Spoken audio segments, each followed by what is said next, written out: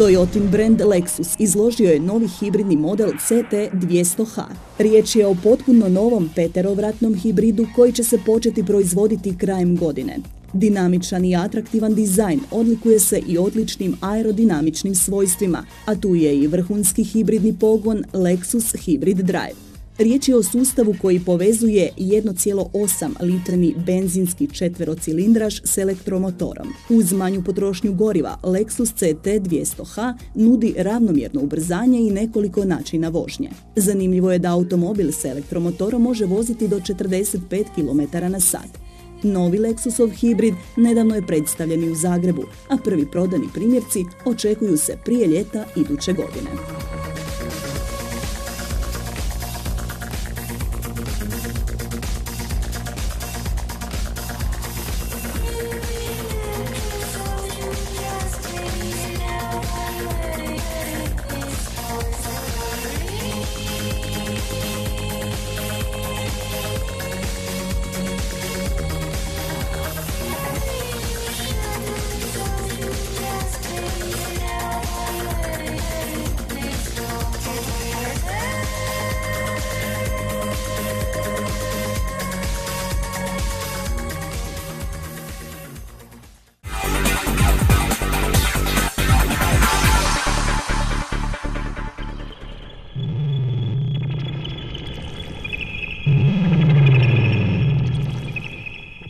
U razdoblju od 15. studenog tekuće do 15. travnja iduće godine, bez obzira na vremenske i financijske uvjete, sva motorna vozila moraju imati odgovarajuću zimsku opremu i moraju je koristiti. Gotovo 50% Hrvata ni ove zime neće se pridržavati spomenutog zakona, zbog čega će riskirati živote svojih suputnika i sebe.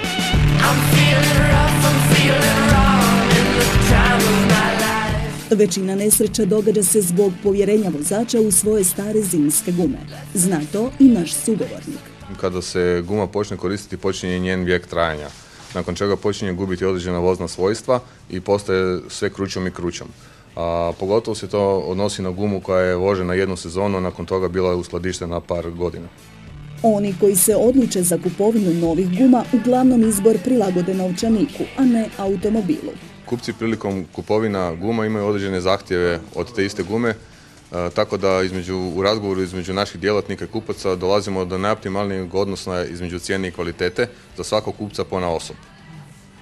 Što se tiče nekakve najprodavanije gume, trenutno najprodavanija je Hankook guma koja upravo daje to, najoptimalniji odnos cijene i kvalitete.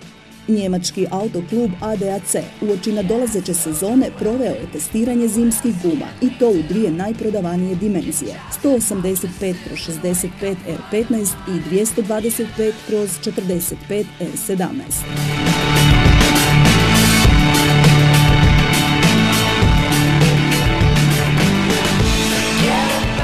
U prvoj dimenziji testirano je 13 proizvođača. Najbolje ocjene dobili su Dunlop SP Winter Sport 3D, Goodyear Ultra Grip 7+, i SAT Car Super Grip 7. U dimenziji 225/45 R17 titule najboljih ponijeli su Michelin Alpine A4, Continental Conti Winter Contact i Dunlop SP Winter Sport 3D. Kineska guma SV601 Snowmaster proglašena je najgorom. Zaustavljanje automobila sa spomenutom gumom na mokrom kolniku pri brzini od 100 km/h iznosi od 18 do 22 metra, duže nego kod ostalih. Ukoliko želite provesti sigurnu zimu, upamtite savjet našeg sugovornika. Evo i za sam kraj, što bi savjetovali našim gledateljima? Pa u svakom slučaju mi savjetovao da ne čekaju zadnji trenutak da se odluče za promjenu na zimske gume, odnosno kada padne snijeg, nego da to učine znatno ranije, odnosno kada temperatura padne ispod 7 stupnjeva Celzijusa u kontinuitetu. Samim tim će izbjeći ona dugotrajna čekanja i nepotrebne gužve po servisima.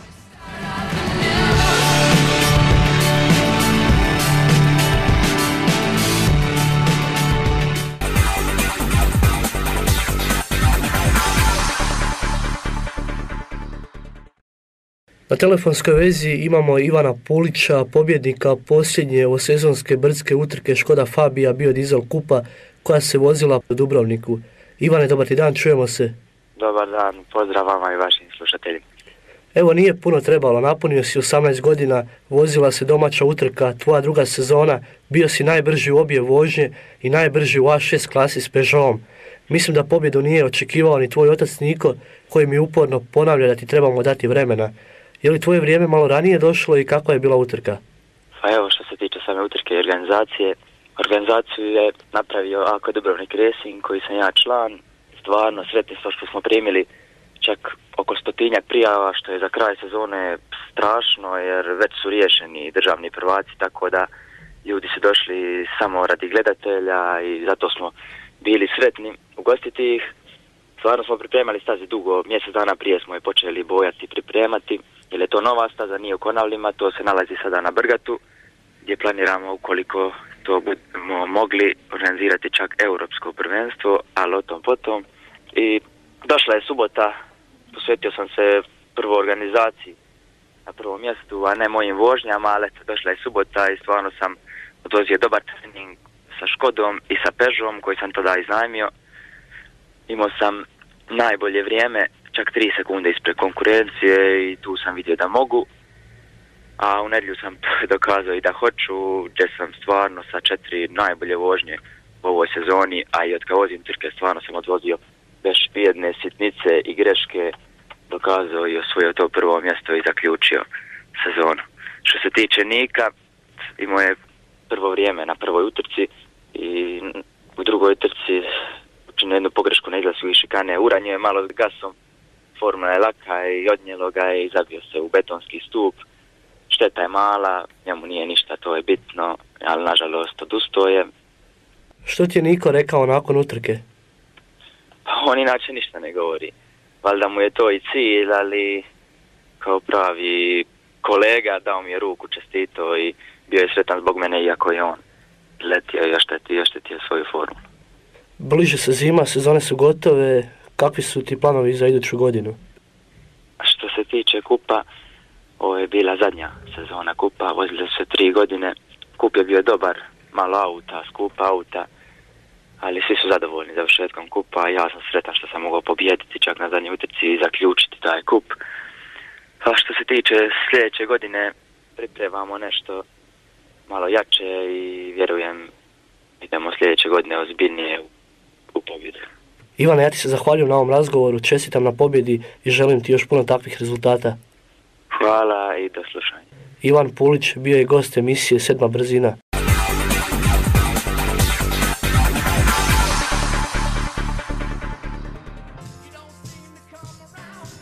Kako je volio reći Colin McRae, utrka je gotova, hvala Bogu.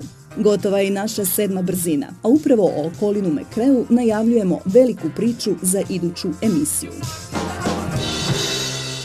I vozači, ne zaboravite, od 31. listopada počinje zimsko računanje vremena, s kojim imate obvezu uključiti svjetla na automobilima i danju, a ne samo u noći. Svi oni koji se od spomenutog datuma ne budu pridržavali zakona, a zapazi ih policija, bit će kažnjeni s 300 kuna. Zato oprez, jer s 300 kuna možete kupiti 40 litara dizela. Prije 15 godina mogli ste duplo više. O tome nekom drugom prilikom. Doviđenja.